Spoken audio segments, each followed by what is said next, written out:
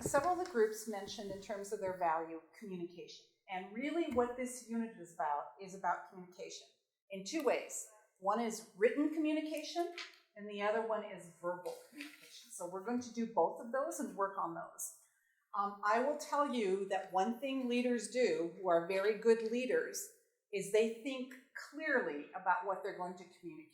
And the best way to do that is to come up with an action plan. So they know exactly what they want to talk about before they start talking about it. So why do we want to have an action plan? Because it clearly articulates what you want to do and how you're going to measure the impact. And if you want to go for any funding, if you want to apply to any donors, this is critical. You have to tell them what you want to do, and you want to tell them how you're going to measure it. It helps you tell your story and advocate for your idea.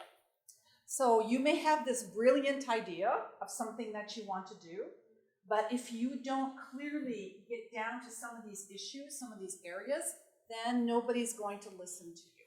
You have to go through this exercise first. It's critical if you're asking for financial resources. When you think about going out and finding money for your libraries, you have to think that you're not the only one out there looking for money. Many, many people are looking for money. So if you're turning to NGOs, if you're turning to people, if you're turning to foundations, you are competing against many voices. Most people don't do this work. If you do this work, you have a better chance of being heard. It also helps you turn your dream into a reality. You may think, oh, this is what I want for my library. I want my library to have, in this big vision, to be the best library in this area and everything. And somebody says, well, what does that mean? And you're like, I don't know, I haven't thought about that, right? So you have to think clearly.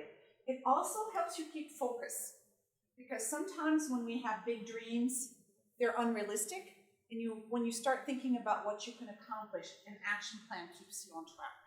So I do this for my work all the time. And I'm sure all of you do this for your work. Sometimes you have your action plans in your head, and now it's about putting them down on paper so that other people can understand them, right? So it's about that communication step. So that's what we're going to be doing. Is this clear? Yep. Yeah. It's so important. And one of the things that I find is, even in the United States and other things, this is a problem for librarians. They haven't been taught to do this. When they go to library school, nobody talks about doing this, right? They talk about how to catalog, which is, okay, that's maybe important, but this is more important. This is more important. How you communicate is more important.